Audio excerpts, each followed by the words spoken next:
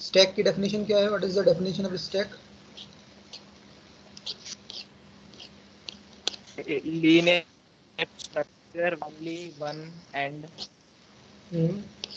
called stack is a linear data structure, ठीक, which has only one end called top of the stack, ठीक है, top of the stack. So if you want to insert an element, then the insertion will be take place from the top end, and if we want to delete an element from a stack, then deletion will also take place from the top end, because there is only one end, so we can insert and delete elements from that end only, ठीक है. And stack is also called a LIFO structure. LIFO means last in first out. Why it is called last in first out? Because the element which is inserted at last will be the first element that will be deleted, ठीक है. It is called last in first out because जो element last में insert होगा, that is the first element that will be deleted, ठीक है. तो ये मैंने कल बता दिया था कि what is stack. And stack में जो इंसर्शन एंड डिलीशन होता है वो टॉप एंड से ही होता है. एंड जब हम इंसर्ट करते हैं तो टॉप की वैल्यू क्या हो जाती है? Top plus one. और जब हम एलिमेंट डिलीट करते हैं तो टॉप की वैल्यू क्या हो जाती है? टॉप माइनस वन, ठीक है. तो ये सब पॉइंट्स हमने डिस्कस कर लिए थे. Now we are going to implement a stack using link list, ठीक. तो कल मैंने बताया था, कल वो पीडीएफ शेयर किया था साहिल ने, तो आई थिंक तुम लोगों ने एक बार देखा होगा उसे. देखा था कि नहीं? हाँ, ठीक है. तो अब देखो कैसे इम्प्लीमेंटेशन करेंगे उस प्रोग्राम को मैं एक्सप्लेन करता हूँ, ठीक. तो यहाँ पे मैंने ये प्रोग्राम ओपन कर लिया है, ठीक. नाउ उसको मैं बताने जा रहा हूँ. ये विजिबल है प्रोग्राम जो स्क्रीन पे दिखा रहा हूँ मैं? Yes sir. Yes sir. ठीक है. अब देखो इस मैंने कल बताया था कि इसमें फंक्शंस क्रिएट करने पड़ेंगे. मतलब ये प्रोग्राम हम किसके थ्रू बना रहे हैं? फंक्शन के थ्रू बना रहे हैं. तो फर्स्ट फंक्शन जो है, the first function is this is my first function. ये वाला फंक्शन का नाम क्या लिया हमने? Is empty. डेफ किस लिए यूज करते हैं? फंक्शन डिफाइन करने के लिए. एंड इज एम्प्टी क्या है? Function name. Is empty is the function name. ये क्या हो गया? फंक्शन का नाम हो गया, ठीक. और इसके ब्रैकेट में हमने इसको क्या पास कराया है? एक वेरिएबल पास कराया है, और उस वेरिएबल का नाम क्या है? स्टैक, STK, ठीक है. ये स्टैक क्या है? एक लिस्ट है. बिकॉज स्टैक का इम्प्लीमेंटेशन हम लिस्ट के थ्रू कर रहे हैं, सो हमने इसके ब्रैकेट में एक वेरिएबल पास कराया, और वो वेरिएबल क्या है? एक लिस्ट है. This STK is a list, ठीक है. इतना क्लियर सभी को? is empty is the name of the function and stk is a parameter. या stk is a हाँ पैरामीटर ही बोलेंगे इसको. stk is a parameter and it is a list. stk is a list parameter. देखो समझ में आया? हमने इसको एक लिस्ट पास कराई है और उस लिस्ट का नाम क्या है? stk, ठीक. Now we are going to start this function because colon हमने यूज किया. Now the definition will come after some indentation. So यहाँ पे ये इंडेंटेशन दे दिया इतना, ठीक. अब यहाँ पे देखो कंडीशन लगाई है, if STK equal to blank list. इसका मतलब ये हुआ कि अगर हमारा लिस्ट ब्लैंक है, ठीक है, तो ये क्या रिटर्न करेगा? ट्रू रिटर्न करेगा. जैसे हमने उसको लिस्ट पास कराई, और अगर उस लिस्ट में कोई भी एलिमेंट नहीं है, जब हमने इस फंक्शन को कॉल कराएंगे, ये फंक्शन कॉल कहाँ से होगा? मेन प्रोग्राम से. तो मेन प्रोग्राम में जब हम ये फंक्शन कॉल कराएंगे तो इसको एक लिस्ट पास करनी पड़ेगी कि नहीं करनी पड़ेगी?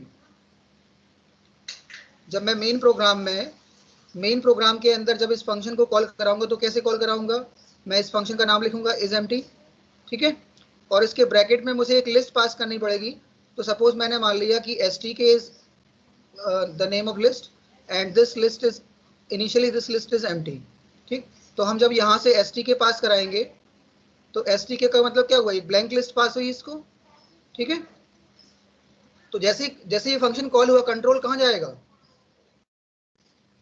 जैसे ही फंक्शन कॉल होता है कंट्रोल कहाँ ट्रांसफर होता है?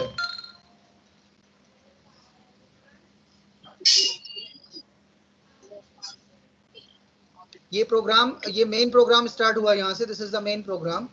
सो in the main program we are taking STK as a blank list.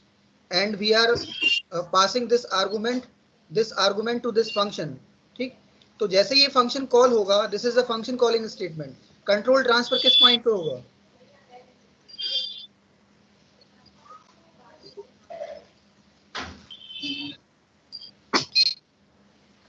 If statement में। कंट्रोल कहाँ पे जाता है? जब फंक्शन कॉल होता है तो कंट्रोल किस पॉइंट पे जाता है?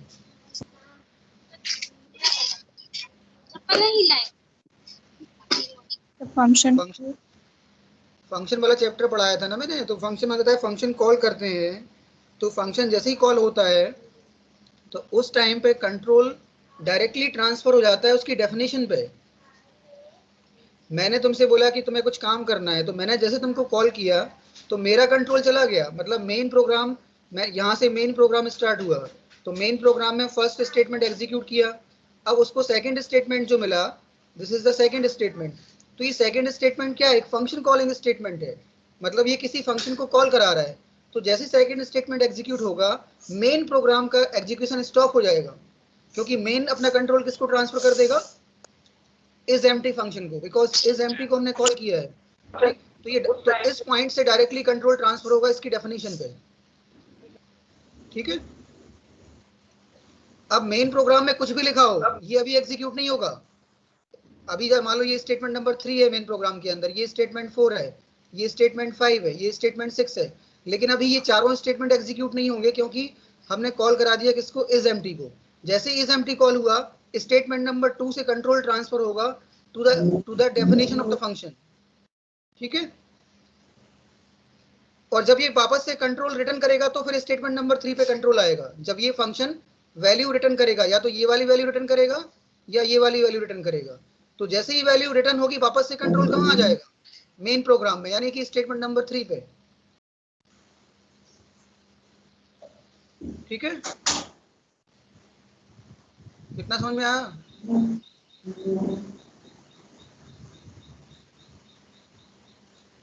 नहीं आया।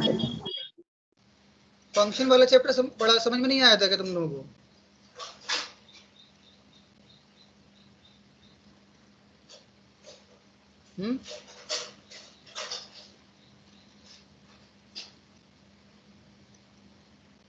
ये कितने लोगों को समझ में आया बताओ जरा मुझे, कितने लोगों को नहीं आया?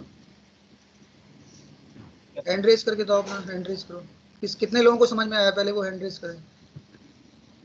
आया था सर। आ गया सर, आ गया, आ गया सर। हाँ ठीक है, मतलब ये 1 2 3 लोगों को समझ में आया बस, नहीं 4 लोग, 2 3, राहुल, ज्योति एंड आशुतोष। अभिषेक कनेक्टेड है? हाँ, अभिषेक को भी आ गया। और बताओ, और अपना हैंड रेज करो जिसको समझ में आया है अभी। सर आ गया। अच्छा ठीक है, साहिल तुम्हें आ गया। और मुस्कान,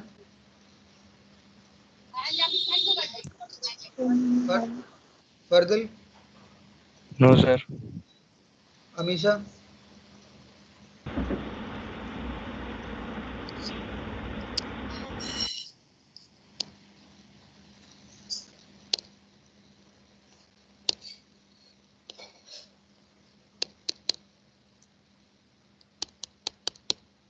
ठीक है। अब देखो मैं इसको बता दो एक बार, फंक्शन वाला चैप्टर तुम लोगों को क्लियर होना चाहिए, क्योंकि फंक्शन अगर समझ में नहीं आएगा तो ये प्रोग्राम बिल्कुल भी समझ में नहीं आएगा। ठीक, तो मैं सिंपली ये बता देता हूँ कि फंक्शन काम कैसे करता है, एक बार फिर से बता देता हूँ तुम लोगों को।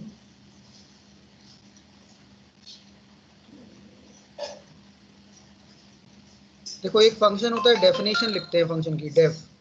ठीक, जैसे मैंने यहाँ एक फंक्शन लिखा, फंक्शन, इसका नाम दे दिया 1, इसको मैंने एक पैरामीटर पास कर दिया कोई भी, सपोज मैंने इसको एक लिस्ट पास करा दी, ठीक, एल। अब ये फंक्शन की डेफिनेशन स्टार्ट होगी, तो डेफिनेशन के अंदर ये स्टेटमेंट होंगे इसके, मतलब जब ये डेफिनेशन एग्जीक्यूट होगी तो ये सारे स्टेटमेंट क्या करेंगे? उसके एग्जीक्यूट होंगे, all these statements will be executed. ठीक, अब कोई भी फंक्शन ऑटो शेयर नहीं हो रहा, क्या स्क्रीन शेयर नहीं हो रहा। ठीक है, 1 मिनट। सर हो रहा था। अच्छा ठीक है, देख लेता हूँ। हाँ, अभी हो रहा है, अभी आ गया होगा शायद। यस सर, आ रहा है सर। ठीक है। तो अब देखो ये डेफिनेशन एग्जीक्यूट होगी, लेकिन फंक्शन अपने आप एग्जीक्यूट नहीं होता है, ध्यान रखना। ये फंक्शन जब तक इस फंक्शन को हम कॉल नहीं कराएंगे तब तक ये फंक्शन एग्जीक्यूट नहीं हो सकता।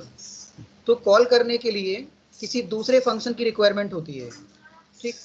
तो हम जनरली क्या करते हैं कि मेन फंक्शन से कॉल कराते हैं, क्योंकि मेन प्रोग्राम या मेन फंक्शन एक जरूर होता है किसी प्रोग्राम के अंदर, ठीक। तो हमने क्या किया कि यहाँ पे मेन प्रोग्राम स्टार्ट किया, तो यहाँ हमने एक लिस्ट बना ली और इस लिस्ट को हमने सपोज ब्लैंक मान लिया। अभी देखो ये वाला जो सेक्शन है, ये सेक्शन ये सेक्शन किसके अंदर है? मेन प्रोग्राम के अंदर, क्योंकि प्रोग्राम को हमें मेन प्रोग्राम जरूर देना पड़ेगा, अदरवाइज फिर फंक्शन एग्जीक्यूट नहीं हो पाएगा, ठीक है। ये मेन प्रोग्राम स्टार्ट हुआ, यहाँ लिस्ट को ब्लैंक ले लिया। अब मुझे ये फंक्शन कॉल करना है, तो इस फंक्शन को कॉल करने के लिए मैं क्या करूँगा, इस फंक्शन का नाम लिखूंगा। फंक्शन का नाम क्या है? फंक्शन1, ठीक। और उसके ब्रैकेट में मैंने एक पैरामीटर पास किया हुआ है, तो यहाँ भी एक पैरामीटर देना पड़ेगा। तो यहाँ इसको बोलेंगे argument, this L will be called as argument, ठीक। And this L will be called as parameter, ठीक है। This L will be called as parameter. तो मतलब जो एल की वैल्यू होगी वो किस में कॉपी हो जाएगी? इस एल में कॉपी हो जाएगी। यानी एल एक ब्लैंक लिस्ट है, तो यहाँ पे भी एल क्या हो जाएगा? एक ब्लैंक लिस्ट हो जाएगा, बिकॉज हमने जो आर्गूमेंट पास कराया वो आर्गूमेंट की वैल्यू क्या है? ब्लैंक है। तो जब हम ये वैल्यू यहाँ से, लिस्ट की वैल्यू यहाँ से जाएगी, तो इस वाले पैरामीटर में क्या हो जाएगी? ब्लैंक ही हो जाएगी, ठीक। मतलब we are passing this L as an argument and this argument will be copied into the parameter L. यहाँ से हमने एल पास कराया और ये एल की वैल्यू कहाँ कॉपी हो गई? इस एल में कॉपी हो गई, ठीक। तो अब क्या हुआ, जैसे मैं ये फंक्शन कॉल करूंगा, ये क्या, ये स्टेटमेंट क्या है? कॉलिंग स्टेटमेंट है। ये फंक्शन का कॉलिंग हो रहा है। फंक्शन कॉल करोगे तो अभी मान लो मेन प्रोग्राम के अंदर यहाँ पे भी कुछ स्टेटमेंट लिखे हैं, ठीक। मेन प्रोग्राम अभी खत्म नहीं हुआ। मेन प्रोग्राम के अंदर पहला स्टेटमेंट ये था, दूसरा स्टेटमेंट ये था, ये सपोज थर्ड स्टेटमेंट है, ये फोर्थ स्टेटमेंट है, ये फिफ्थ है, ये सिक्स है, ठीक। तो अब क्या होगा, जैसे मैं ये फंक्शन कॉल कराऊंगा, यानी स्टेटमेंट नंबर 2 चलेगा जैसे, तो कंट्रोल क्या होगा? इस पॉइंट से ट्रांसफर हो जाएगा। कहाँ होगा? इस पॉइंट से ट्रांसफर होगा इसकी डेफिनेशन पे, क्योंकि मैंने इसको कॉल किया है। कॉल किया है तो ये क्या होगा, जैसे इसकी डेफिनेशन पे कंट्रोल गया, इसके सारे स्टेटमेंट को ये एग्जीक्यूट कराएगा। और एग्जीक्यूट करने के बाद जब ये फंक्शन खत्म हो जाएगा तो वापस से कंट्रोल किसको रिटर्न करेगा? मेन फंक्शन को। तो मेन फंक्शन में कंट्रोल कहाँ पे आएगा? स्टेटमेंट नंबर 3 पे, क्योंकि कंट्रोल कहाँ से गया था? स्टेटमेंट नंबर 2 से। तो जब वापस से वो जब फंक्शन 1 कंप्लीट हो जाएगा, तो फंक्शन 1 कंप्लीट हो गया तो फंक्शन 1 को अपना कंट्रोल स्टॉप करना पड़ेगा, और वो कंट्रोल किसको देना पड़ेगा? वापस से मेन प्रोग्राम को। तो मेन प्रोग्राम में कंट्रोल किस पॉइंट पे ट्रांसफर होगा? पॉइंट नंबर 3 पे, बिकॉज फंक्शन स्टेटमेंट नंबर 2 में फंक्शन कॉल हो रहा था, तो फंक्शन कॉल हुआ तो डेफिनेशन एग्जीक्यूट हुई, और डेफिनेशन एग्जीक्यूट करने के बाद वापस से उसने कंट्रोल ट्रांसफर किया। वो कंट्रोल कहाँ पे आ गया? पॉइंट नंबर 3 पे। अब ये मेन प्रोग्राम एग्जीक्यूट होगा, स्टेटमेंट नंबर 3 चलाएगा, स्टेटमेंट नंबर 4 चलाएगा, स्टेटमेंट नंबर 5 चलाएगा और स्टेटमेंट नंबर 6 चलाएगा। जब ये मेन कंप्लीट हो जाएगा तो हमारा प्रोग्राम भी कंप्लीट हो जाएगा, ठीक है। अब समझ में आ गया? Sir yes sir. ठीक है। तो ये फंक्शन इस तरह से एग्जीक्यूट होता है। तो मैं ये बता रहा था कि कहाँ गया वो, ये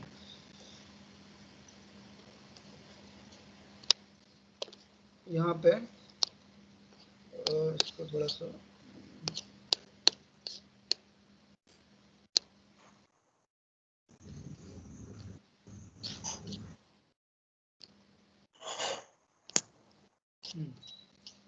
ठीक है, ये मैंने बताया अभी।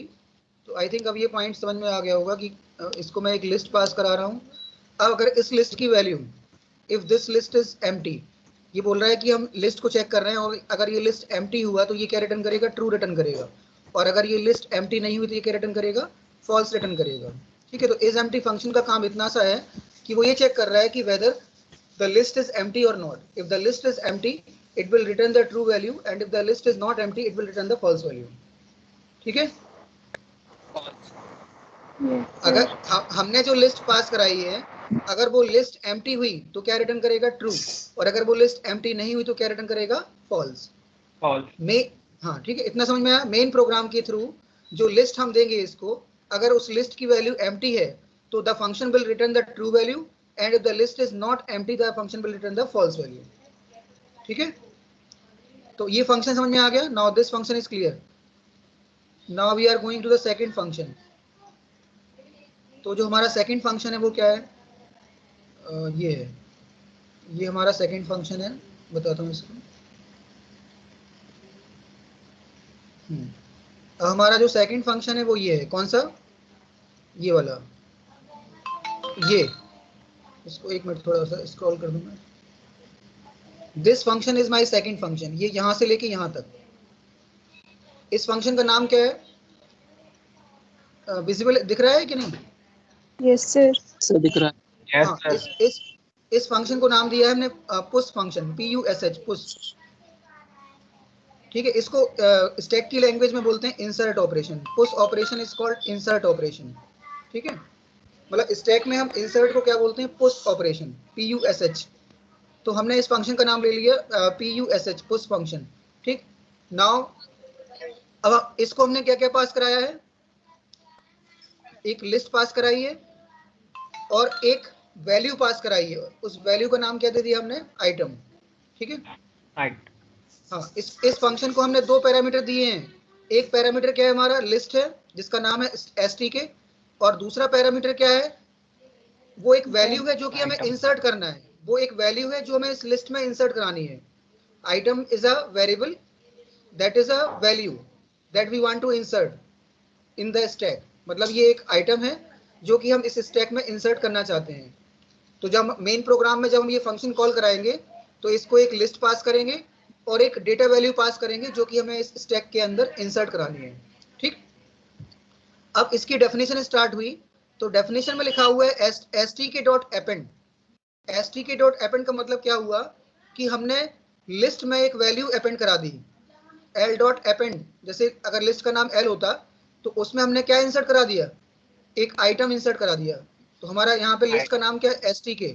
तो stk.append।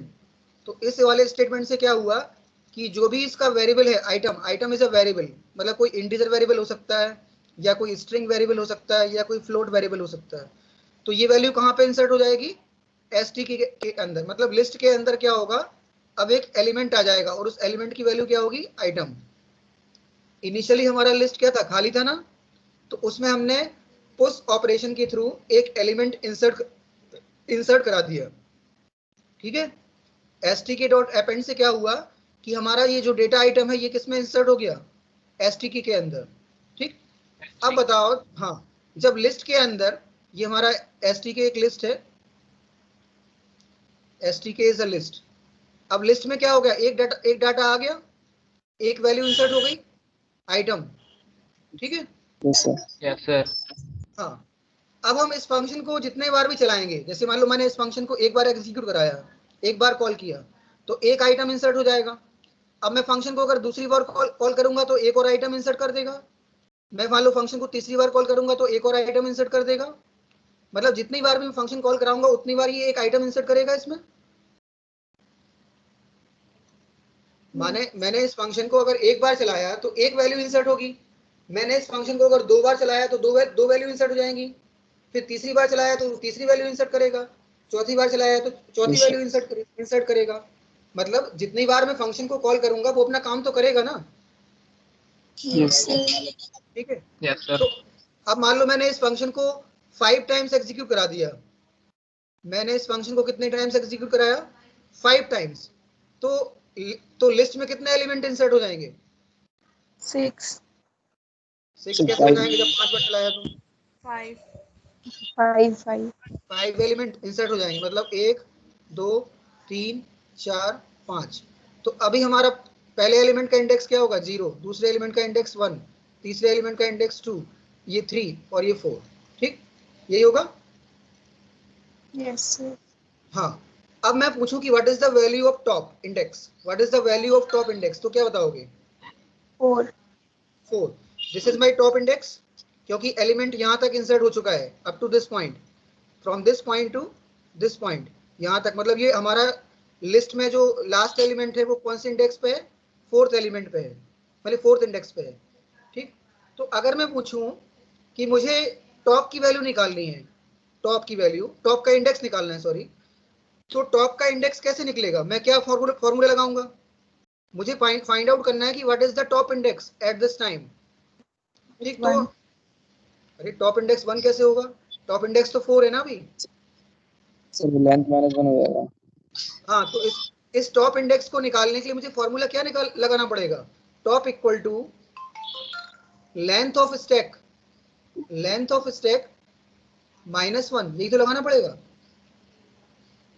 Yes, sir.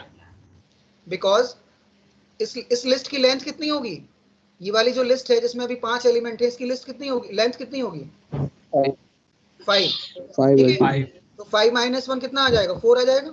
तो यही तो 4. मेरा टॉप इंडेक्स आ गया, top equal to 5 - 1 equal to 4। तो टॉप इंडेक्स निकल आया मेरा 4। भाई लिस्ट में कितने भी एलिमेंट हो, मान लो लिस्ट के अंदर मेरे पास 10 एलिमेंट हैं, तो लास्ट एलिमेंट का इंडेक्स कितना होगा,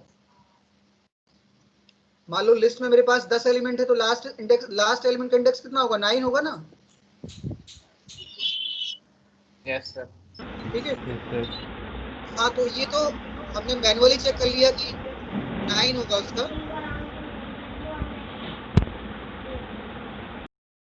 ठीक है, 9 इंडेक्स 9 होगा, लेकिन अगर मैं इसको फॉर्मूले के थ्रू निकालना चाहूँ तो मैं कैसे निकालूंगा, मतलब मेरा टॉप इंडेक्स क्या होगा, length of stack, length of stack यानी लेंथ ऑफ लिस्ट -1, यही तो होगा।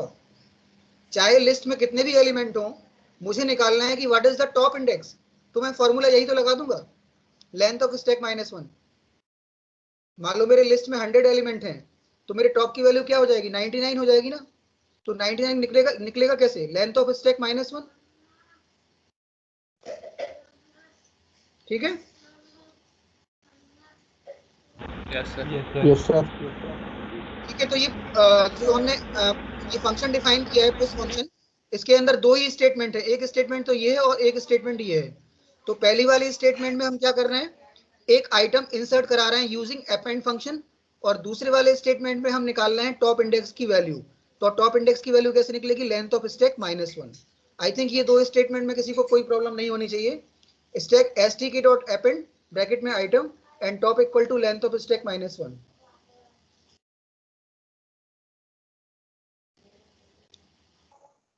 ठीक है, इट्स ओके। नेक्स्ट फंक्शन पे जाऊं मैं। Yes sir. Yes sir. Yes, sir. ठीक है, तो ये पुश फंक्शन हो गया। पुश फंक्शन में हमने एलिमेंट को इंसर्ट करा दिया और टॉप की वैल्यू निकाल ली हमने। अब टॉप की वैल्यू जो भी होगी वो निकल आएगी। अब हमें डिफाइन करना है नेक्स्ट फंक्शन, उसका नाम है पॉप। पॉप फंक्शन, पॉप बोलते हैं डिलीट को, स्टैक की लैंग्वेज में डिलीट को क्या बोलते हैं, पॉप, और इंसर्ट को क्या बोलते हैं, पुश ऑपरेशन। ठीक है, so now we are defining this pop operation. मतलब ये कहां से कहां तक है, this pop is from this point to this point, मतलब इतना फंक्शन हमारा पॉप फंक्शन है। इसको मैं थोड़ा मिटा देता हूँ, इससे क्लियर होगा तुम लोगों को। यहाँ से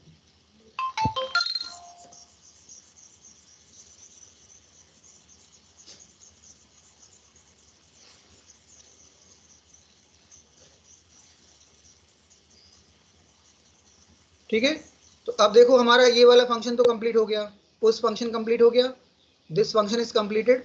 now we are going to define this pop function, and pop function कहाँ से कहाँ तक है, from this point to this point. ठीक, तो इसमें हमने फंक्शन का नाम क्या ले लिया, पॉप, और इसको पास क्या करा दिया हमने, एक स्टैक पास करा दिया। देखो इसमें आइटम इसलिए पास नहीं कराया है क्योंकि हमें इसमें इंसर्ट नहीं करना है, हमें इसमें क्या करना है, डिलीट करना है। तो हमें स्टैक से डिलीट करना पड़ेगा, हमें अपनी तरफ से कोई डेटा वैल्यू पास नहीं करनी पड़ेगी इसको। लेकिन इंसर्ट के केस में हमें एक डेटा वैल्यू पास करनी पड़ी थी क्योंकि वो एलिमेंट हम इंसर्ट करने जा रहे थे। स्टैक में तो क्या है कि ऑलरेडी एलिमेंट है और उसमें से कोई एक एलिमेंट डिलीट करना है, तो हमें केवल इसको स्टैक पास करना पड़ेगा एज अ पैरामीटर। ठीक है, तो जब हम कोई एलिमेंट डिलीट करेंगे तो पहले तो हम ये चेक करेंगे कि वो लिस्ट हमारी कहीं ब्लैंक तो नहीं है। कल बताया था मैंने अंडरफ्लो, अंडरफ्लो बताया था ना कल, तो उसमें बताया था कि जब हम कोई एलिमेंट डिलीट करेंगे तो पहले हमें ये चेक करना पड़ेगा कि उसके अंदर कोई एलिमेंट एग्जिस्ट कर रहा है कि नहीं कर रहा है। मान लो हमारा ये लिस्ट है, और इस लिस्ट में अगर कोई एलिमेंट एग्जिस्ट ही नहीं कर रहा है तो हम डिलीट क्या कर पाएंगे, कुछ नहीं, ठीक है। तो first of all we have to check whether the stack is empty और नॉट, ठीक है। To check whether the stack is empty or not, and to check whether it is empty or not we will use isEmpty function. isEmpty function हमने बनाया था, तो वो क्या check कर रहा था कि स्टैक हमारा एम्प्टी है कि नहीं, ठीक। अगर स्टैक एम्प्टी था तो वो क्या रिटर्न कर रहा था, ट्रू रिटर्न कर रहा था, और अगर स्टैक एम्प्टी नहीं होता तो क्या रिटर्न करता, फॉल्स रिटर्न कर रहा था। तो हमें पहले ये चेक करना है कि दिस स्टैक इज एम्प्टी और नॉट। तो we are using this isEmpty function, and if it is अगर वो isEmpty फंक्शन ट्रू वैल्यू देगा, मतलब अगर ये इफ वाला ब्लॉक एग्जीक्यूट होगा, इफ वाला ब्लॉक एग्जीक्यूट कब होगा, जब ये कंडीशन ट्रू होगी, isEmpty फंक्शन से हमें ट्रू मिलेगा, तभी तो ये रिटर्न स्टेटमेंट चलेगा, Yes, sir. ठीक है। अगर isEmpty ने हमें ट्रू वैल्यू दी तो ये isEmpty फंक्शन का स्टेटमेंट एग्जीक्यूट होगा। अगर isEmpty फंक्शन ने हमें अगर फॉल्स वैल्यू दी तो फिर ये इफ वाला पार्ट एग्जीक्यूट नहीं होगा, एल्स वाला पार्ट एग्जीक्यूट होगा, ठीक है। isEmpty फंक्शन ने अगर ट्रू वैल्यू दी तभी रिटर्न अंडरफ्लो एग्जीक्यूट होगा, अदरवाइज एल्स वाला पार्ट एग्जीक्यूट होगा। तो isEmpty फंक्शन अगर ट्रू वैल्यू देता है, इट मींस क्या हो गया कि हमारा अंडरफ्लो हो जाएगा, क्योंकि स्टैक तो खाली है, और स्टैक में खाली है तो हम उसमें से कुछ डिलीट नहीं कर पाएंगे, ठीक है। तो हमें पहली कंडीशन ये लगानी पड़ेगी कि whether the stack is empty और not. If the stack is empty then it will give the underflow condition, ठीक है। यानी कि अंडरफ्लो का मीनिंग ये हुआ कि we can not delete, we can not apply delete operation, ठीक है। Now if isEmpty function is giving false value, अगर उसने फॉल्स वैल्यू दिया तो कौन सा ब्लॉक एग्जीक्यूट होगा, एल्स वाला ब्लॉक एग्जीक्यूट होगा। यानी फॉल्स कब देगा, जब उसके लिस्ट के अंदर कुछ होगा तभी तो फॉल्स देगा ना वो isEmpty फंक्शन। तो मान लो हमने कंसीडर कर लिया कि हमारे लिस्ट में अभी 3 एलिमेंट हैं, इंडेक्स नंबर 0 पे एक एलिमेंट है, एक इंडेक्स नंबर 1 पे और एक इंडेक्स नंबर 2 पे है, ठीक है। तो जो हम डिलीट करेंगे, अब हम एल्स के अंदर आ गए, ध्यान रखना एल्स में चले गए हम, तो हमें जब डिलीट करना है तो पहले डिलीट कौन सा एलिमेंट होगा, लास्ट वाला 2 वाला. इंडेक्स नंबर 2 पे जो एलिमेंट है वो डिलीट होगा, क्योंकि स्टैक जो होता है वो लीफो होता है, लास्ट इन फर्स्ट आउट। तो जो लास्ट में जो एलिमेंट इंसर्ट हुआ है, लास्ट में कौन सा एलिमेंट इंसर्ट हुआ, इंडेक्स नंबर 2 पे, तो पहले ये डिलीट होगा, मतलब इंडेक्स नंबर 2 पे जो वैल्यू है वो डिलीट होगी। तो पहले तो मुझे ये निकालना पड़ेगा कि मुझे एलिमेंट कौन सा डिलीट करना है। तो वो एलिमेंट निकालने के लिए हम फॉर्मूला क्या लगाएंगे, ये वाला stack.pop, stk.pop, ठीक है।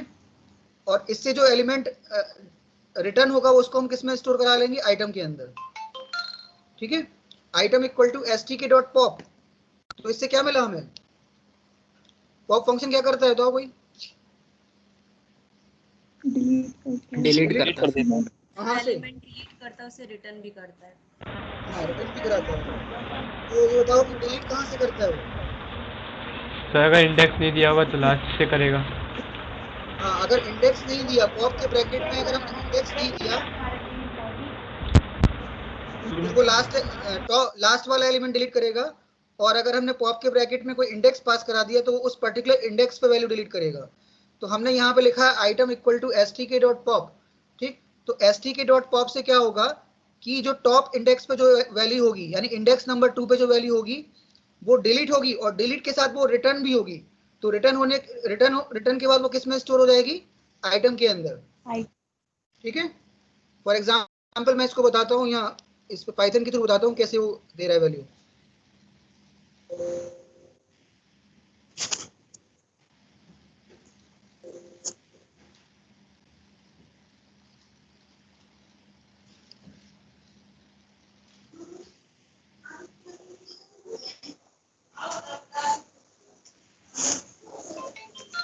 जैसे मैंने एक लिस्ट ले लिया, सपोज l इक्वल टू 3, 4, 5, 7, ठीक है, ये लिस्ट हो गई। अब सपोज मैं यहाँ लिखता हूँ x इक्वल टू l.pop, ठीक है। तो x में क्या रिजल्ट आएगा, 7. हाँ। तो अगर हम x को प्रिंट कराएंगे तो आंसर 7 आ जाएगा। तो अब ये समझ में आ गया होगा कि पॉप फंक्शन क्या करता है, टॉप से एलिमेंट को डिलीट करेगा, लिस्ट के टॉप से। तो हमारा ये लिस्ट के टॉप से उसने डिलीट कर दिया, stk.pop लिखा, तो stk.pop से क्या हुआ कि जो टॉप इंडेक्स पे वैल्यू थी, मतलब इंडेक्स नंबर 2 पे जो वैल्यू थी वो डिलीट हुई, और डिलीट होने के बाद किस में चली गई, आइटम के अंदर चली गई। ठीक है, तो ये बन गया। तो हमने एलिमेंट को डिलीट कर दिया, एलिमेंट हमारा डिलीट हो गया, और डिलीट होने के बाद वो किस में स्टोर हो गया, आइटम के अंदर। ठीक, अब सपोज यहाँ पे दो केस बनेंगे, एक केस तो ये बनेगा और एक केस ये बनेगा। एक केस हम ये मान के चल रहे हैं कि अगर हमारे इस लिस्ट में अगर एक ही एलिमेंट होता, अगर लिस्ट के अंदर एक ही एलिमेंट होता तो क्या होता, यही तो डिलीट होता। अगर लिस्ट में हम ये मान के चल रहे हैं कि लिस्ट में हमारा एक ही एलिमेंट है, तो डिलीट कौन होगा, यही वाला एलिमेंट डिलीट होगा, यही वाला। ठीक है, तो इसने एक कंडीशन लगाई है कि आइटम डिलीट करने के बाद, नहीं सॉरी, आइटम हमारा डिलीट हो गया, आइटम नहीं, उसको बोलेंगे टॉप पे जो एलिमेंट है वो डिलीट होके कहाँ आ गया, आइटम के अंदर आ गया। अब इसके बाद अगर हम लेंथ ऑफ स्टैक चेक करते हैं, अगर हमारी स्टैक की लेंथ 0 थी, अगर स्टैक की लेंथ 0 कब होगी, जब कोई भी एलिमेंट नहीं होगा, जब उसमें कोई भी एलिमेंट नहीं होगा।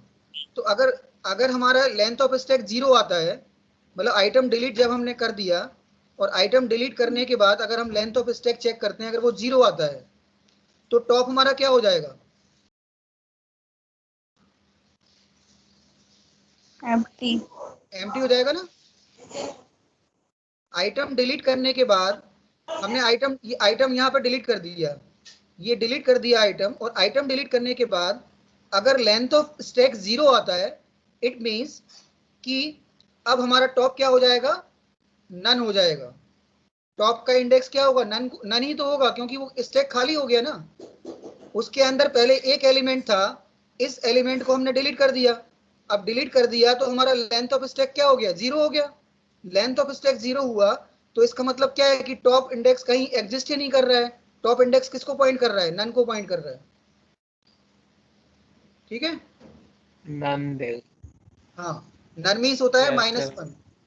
if the length of stack is 0 after deleting the element, if we are getting the length of stack is 0, it means the top index is pointing to the none value या none index, मतलब top किसी को point नहीं कर रहा है, यानी हमारा लिस्ट क्या है, एक एम्प्टी लिस्ट हो गया। देखो दो केस बन सकते हैं ना, एक केस तो हमने ये चेक किया कि हमारा लिस्ट खाली तो नहीं है, अगर लिस्ट खाली था तो हमने क्या कर दिया, अंडरफ्लो कर दिया। फिर दूसरा केस क्या बना कि अगर लिस्ट में एक ही एलिमेंट है, तो लिस्ट में जब एक ही एलिमेंट था, अगर हमने उसको डिलीट कर दिया तो हमारा अब टॉप क्या हो जाएगा, नन हो जाएगा। ठीक, और एक तीसरा केस बनेगा कि लिस्ट में अगर एक से ज्यादा एलिमेंट हैं, तो अगर लिस्ट में एक से ज्यादा एलिमेंट होंगे तो वो किस में आएगा, एल्स के केस में आएगा, और एल्स के केस में जब हम टॉप निकालेंगे तो वो क्या हो जाएगा, लेंथ ऑफ स्टैक -1। ठीक है, अगर मान लो ये वाला केस होता है, इसमें 3 एलिमेंट होते, तो 3 एलिमेंट अगर हम होते तो हमने ये वाला डिलीट कर दिया, तो हमारा टॉप अब क्या होगा, लेंथ ऑफ स्टैक। तो लेंथ ऑफ स्टैक कितना आएगा, क्योंकि लिस्ट के अंदर 2 ही तो एलिमेंट बचे, 2, तो ये 2 आ गया, और 2 -1, तो टॉप इंडेक्स क्या हो गया हमारा, -1, तो सॉरी 1, टॉप इंडेक्स क्या हो गया, 1 हो गया ना। After deleting we are checking what is the value of top. ध्यान रखो, after deleting the element we are finding that अब टॉप इंडेक्स कहाँ पे है। तो अगर लिस्ट के अंदर एक एलिमेंट था तो टॉप इंडेक्स नन को पॉइंट करेगा, और अगर लिस्ट के अंदर एक से ज्यादा एलिमेंट होंगे तो टॉप इंडेक्स कहाँ पॉइंट करेगा, लेंथ ऑफ स्टैक -1 पे।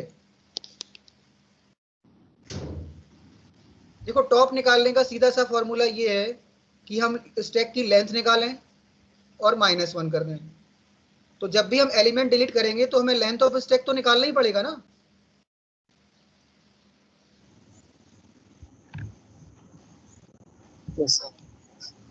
ठीक है, पॉप फंक्शन समझ में आ गया। पॉप फंक्शन के अंदर 3 कंडीशन है। फर्स्ट ऑफ ऑल हमें ये चेक करना है कि हमारा स्टैक एम्प्टी तो नहीं है। एम्प्टी चेक कैसे होगा, इज एम्प्टी फंक्शन से। अगर is empty function true value देगा तो हम प्रिंट करा देंगे अंडरफ्लो, मतलब हम एलिमेंट डिलीट नहीं कर सकते। दूसरा केस ये बनेगा कि अगर लिस्ट के अंदर एक ही एलिमेंट है, तो एक एलिमेंट जब डिलीट हो जाएगा तो टॉप हमारा क्या हो जाएगा, नन।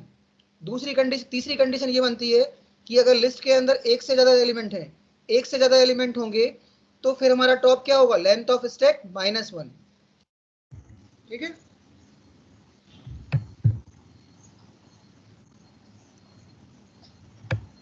समझ में आ गया? सर थर्ड Yes, वाला sir. नहीं आया। थर्ड वाला केस इसलिए देखो, थर्ड वाले केस में क्या हो रहा है कि जैसे कि मान लो मेरे पास ये है, पहला केस मानो ये पहला केस है, कब, जब हमारा लिस्ट खाली है तो हमें हमें क्या रिजल्ट मिलेगा, अंडरफ्लो मिलेगा कि इसमें हम डिलीट नहीं कर सकते। ठीक है, दूसरा केस ये है कि अगर लिस्ट में एक ही एलिमेंट है, मतलब टॉप का इंडेक्स कितना है, अभी 0 है, लिस्ट में अगर एक ही एलिमेंट है तो इसको अगर मैं डिलीट कर दूंगा तो मेरा टॉप क्या हो जाएगा, नन हो जाएगा। जो टॉप इंडेक्स 0 था अब वो टॉप इंडेक्स क्या हो जाएगा, नन हो जाएगा ना, क्योंकि अब वो किसी को पॉइंट ही नहीं करेगा क्योंकि लिस्ट खाली है। ठीक है, अब तीसरा केस ये बनता है कि लिस्ट के अंदर एक से ज्यादा एलिमेंट है, मतलब ये मान लो मैंने 3 एलिमेंट मान लिए इसमें, तो जब मैं ये मान लो 0 1 2, तो ये वाला एलिमेंट डिलीट होगा, इंडेक्स नंबर 2 पे एलिमेंट डिलीट होगा।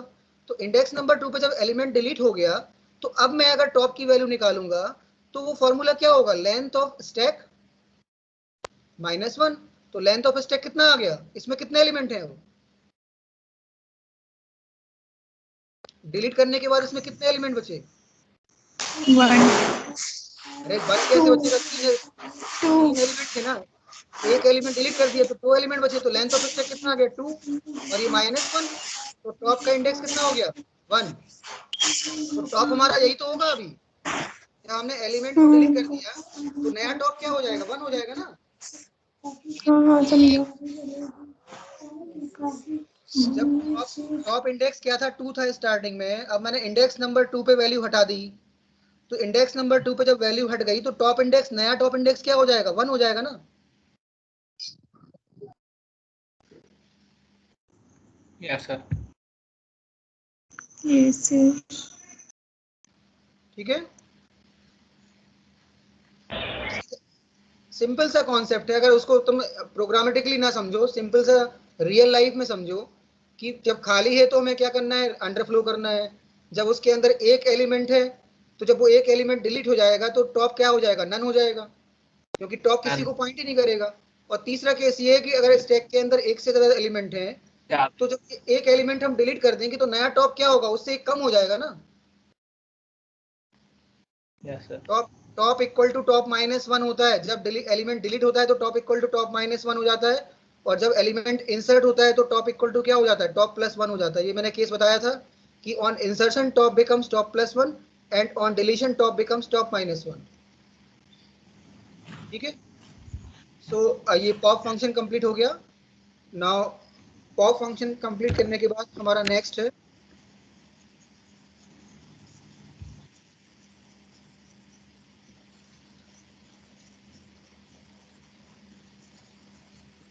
पॉप करने के बाद अब हमें क्या निकालना है कि ये पीक फंक्शन Peak. यूज करना। हाँ, मतलब हमें ये चेक करना है कि टॉप पे कौन सी वैल्यू है, टॉप इंडेक्स नहीं चेक कर रहे हैं, हम चेक कर रहे हैं कि टॉप इंडेक्स पे वैल्यू क्या है। ठीक है, तो हमने इसको डिफाइन किया, डेफ पीक स्टैक। पहले ये चेक करेगा कि स्टैक हमारा खाली तो नहीं है, अगर स्टैक खाली होगा तो पीक हमारा निकलेगा ही नहीं। ठीक है, क्योंकि स्टैक अगर खाली हुआ तो टॉप तो कहीं पॉइंट ही नहीं कर रहा होगा, टॉप नन को पॉइंट कर रहा होगा, और उस इंडेक्स पे वैल्यू क्या हो जाएगी, नन हो जाएगी। तो पहले तो हमने ये चेक कर लिया कि whether the stack is empty or not. If it is empty, it will give underflow. Otherwise, else, मान लो ये है लिस्ट 0 1 2, तो टॉप इंडेक्स पे मान लो हमारा ये यहाँ 3 वैल्यू है, यहाँ 4 वैल्यू है, यहाँ 5 है। ठीक है, तो हमारे टॉप इंडेक्स पे वैल्यू क्या हो गई, टॉप ऑफ 2 की वैल्यू कितनी हुई, सॉरी टॉप ऑफ 2 नहीं, स्टैक टॉप, इसका नाम क्या है, एसटीके। तो एसटीके के टॉप इंडेक्स की वैल्यू क्या है, अगर मैं पूछूं what is the 5. Value of STK top, तो एसटीके टॉप पे टॉप का इंडेक्स कितना है, इंडेक्स 5. 2, तो स्टैक 2 की वैल्यू Yes. कितनी है, 5 है। ठीक है, तो बस Yes, उसने sir. यही किया, तो इसने क्या किया कि यहाँ हमने टॉप निकाल लिया। टॉप कैसे निकलेगा? Length of stack -1। Top index कैसे निकलेगा? लेंथ ऑफ स्टैक -1 और रिटर्न एसटी के टॉप। तो उसने एसटी के टॉप पे जो वैल्यू थी वो रिटर्न करा दी बस। ठीक है। Yes sir. हाँ, फिर हम पीक का यूज कब करते, मतलब जैसे हम पॉप का डिलीट करने के लिए करते? पीक मतलब होता है उसके टॉप एलिमेंट की वैल्यू निकालना। स्टैक के टॉप पे जो वैल्यू है उस एलिमेंट को फाइंड आउट करना। पीक मतलब होता है what is the value eight top of the stack. ठीक है। Yes sir. तो हमने top of the stack value निकालनी है, तो पहले तो हमें टॉप निकालना पड़ेगा ना। जब मुझे वैल्यू निकालनी है कि टॉप यहाँ पे वैल्यू क्या है, तो मुझे पहले इस टॉप का इंडेक्स निकालना पड़ेगा। तो टॉप का इंडेक्स कैसे निकलेगा? Length of stack -1। ठीक। और उस इंडेक्स पे वैल्यू क्या है तो वो क्या लिख देंगे? एसटी के टॉप। बस। जैसे मैंने यही तो लिखा, पहले मैंने टॉप निकाला तो मुझे पता है, मुझे यहाँ दिख रहा है कि मेरा टॉप 2 है, टॉप का इंडेक्स 2 है। लेकिन जब प्रोग्राम बड़ा होगा, जब लिस्ट बड़ी होगी, तो मैं फॉर्मूला लगाना पड़ेगा लेंथ ऑफ स्टैक -1, तो इससे टॉप निकलेगा। अब इस टॉप इंडेक्स पे वैल्यू क्या होगी? एसटी के टॉप। तो इसको हम क्या करा देंगे? रिटर्न करा देंगे। तो ये वैल्यू रिटर्न हो जाएगी एसटी के टॉप पे जो वैल्यू है। बस। ठीक है। तो ये पीक फंक्शन कंप्लीट हो गया। नाउ अब इसके बाद हमारा है डिस्प्ले फंक्शन। हाँ, सर जिसमें हम लोग लेंथ ऑफ स्टैक लेते हैं, तो अगर जो आपने एग्जांपल दिया 3, 4, 5, तो इसकी लेंथ तो 3 हुई, तो 3 - 1 क्यों नहीं कर रहे हैं हम? 2 - 1 क्यों कर रहे हैं?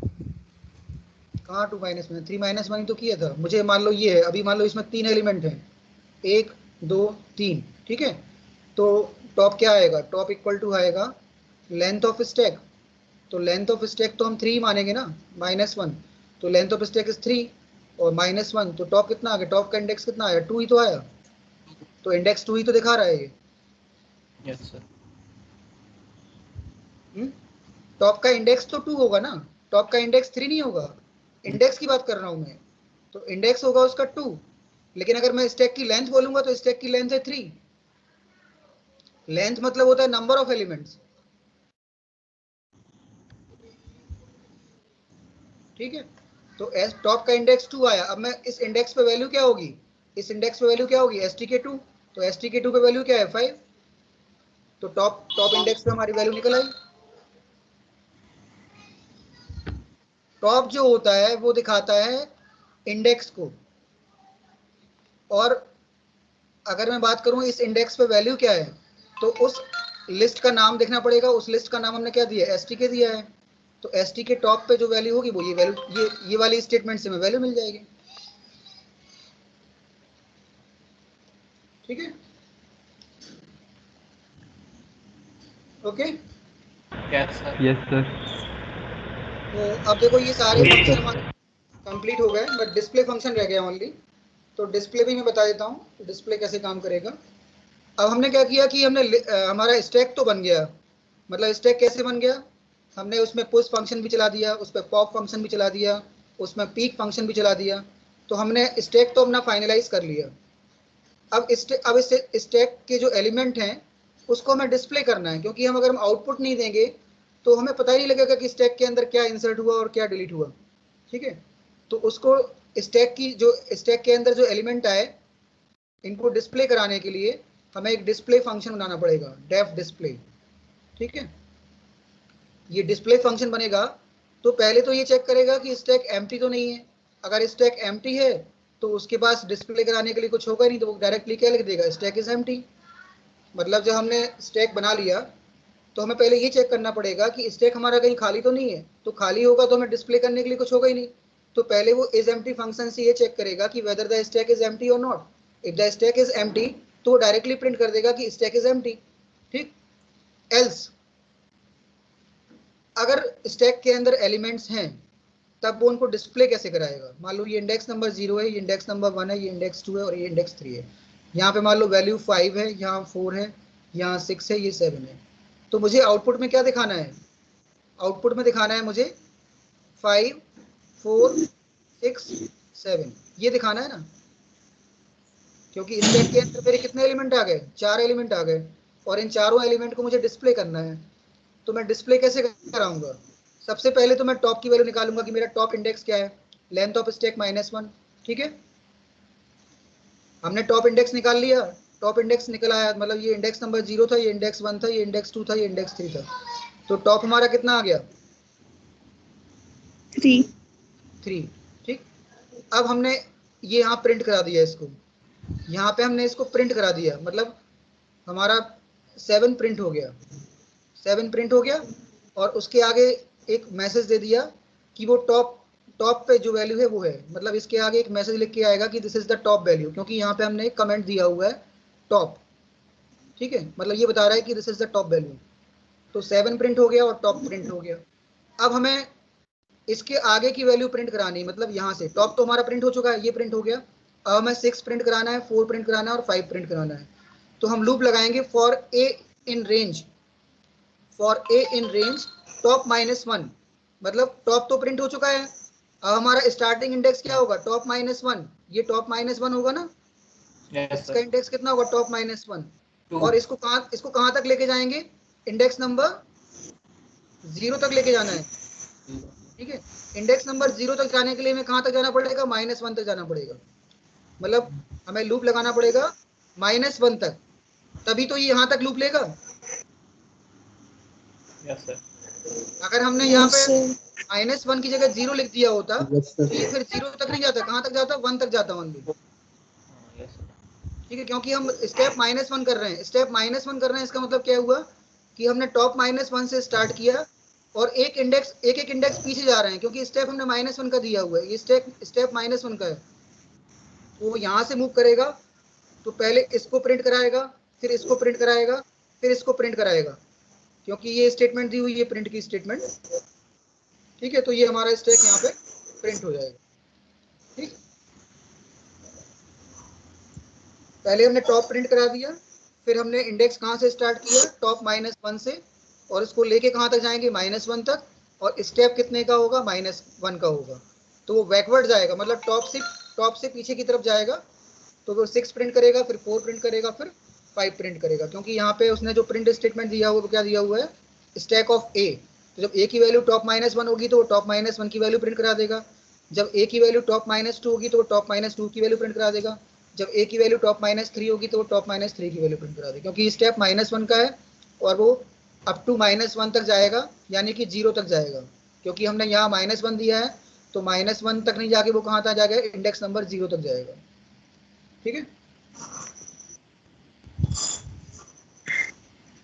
तो ये स्टैक का इम्प्लीमेंटेशन कंप्लीट हो गया। अब मैं इसको कल मेन्यू बेस्ड बनवा दूंगा कि इस फंक्शन को कॉल कैसे कराना है, मतलब कब हमें पुश फंक्शन कॉल करना है, कब पॉप फंक्शन कॉल कराना है, कब पीक फंक्शन कॉल कराना है। ठीक है, तो ये स्टैक का इम्प्लीमेंटेशन हो गया। स्टैक इम्प्लीमेंटेशन में हमारे पास चार फंक्शन बनाए हमने। एक फंक्शन तो बनाया हमने एज एम्प्टी, एक फंक्शन बनाया पुश फंक्शन, एक फंक्शन बनाया पॉप फंक्शन, एक बनाया पीक, और एक डिस्प्ले, मतलब 5 फंक्शन बनाए, 5 फंक्शंस क्रिएट किए। ठीक है, और पांचों फंक्शन की डेफिनेशन तुम्हें याद करनी है, क्योंकि एग्जाम में ये प्रोग्राम लिखने को आएगा 4 मार्क्स का।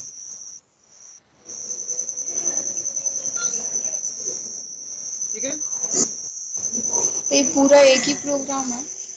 हाँ, ये कंप्लीट 1 प्रोग्राम है, अभी इसके आगे और भी है। अभी ये सब पूरा मेन्यू बेस बनाना है इसको, मतलब अभी मैंने केवल फंक्शन बनवाए हुए हैं।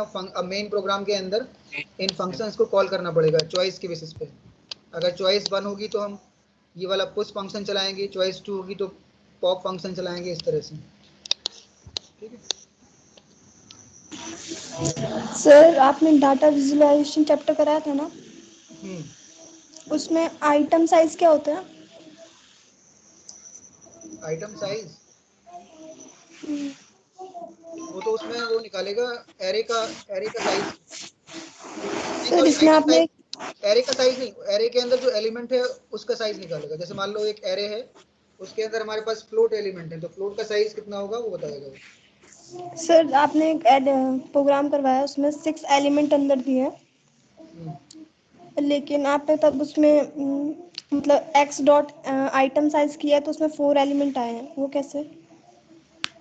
एक्स डॉट आइटम साइज से उसकी एरे का साइज नहीं Byte. आएगा, एरे के अंदर जो फ्लोट एलिमेंट है उसका साइज आता है, तो फ्लोट का साइज होता है 4 बाइट्स। जैसे एरे के अंदर अगर इंटीजर एलिमेंट होता, सॉरी फ्लोट का साइज 8 बाइट्स होता है, तो उसके अंदर इंटीजर एलिमेंट होंगे, इसलिए उसका साइज 4 बाइट्स आ रहा है। एरे के अंदर जो एलिमेंट्स हैं उनका साइज बता रहा है वो। आइटम साइज से हमें एरे के अंदर जो एलिमेंट्स होते हैं, जैसे मान लो उसके अंदर इंटीजर एलिमेंट्स हैं, तो इंटीजर का साइज बता रहा है वो। अगर उसके फ्लोट एलिमेंट होता तो फ्लोट का साइज बताता वो। सर लेकिन उसमें इंटीजर एलिमेंट तो 6 है ना, मतलब 1 to 6 है। एलिमेंट तो 6 है, तो उसकी अगर मैं बोलूं कि उस एरे का साइज क्या है, तो एरे का साइज होगा 6, बट जो एरे के अंदर जो एलिमेंट्स हैं उनका साइज, इंटीजर का साइज 4 बाइट्स होता है। एरे के अंदर जो इंटीजर एलिमेंट है, जो भी इंटीजर एलिमेंट है, उस एलिमेंट का साइज बता रहा है वो, आइटम साइज बता रहा है, मतलब जो आइटम है उसके अंदर। ओके। और वे ऑफ क्रिएशन ऑफ नमपाई अरे आपने बताया था, वो वाला एक बार वापस समझा दोगे? वो मैं वीडियो शेयर कर दूंगा तुम लोगों को, वीडियो मैंने शायद शेयर नहीं किया होगा, ठीक है? उसका जो रिकॉर्डिंग है वो शेयर कर दूंगा। ओके। ठीक है, तो आज की क्लास में बस क्लोज कर रहा हूँ मैं अभी। ठीक, कल इसको और थैंक यू सर। मंडे को डिस्कस Okay, करेंगे। sir. ठीक है, हाँ, okay. Thank you sir. Thank you sir. PICQRES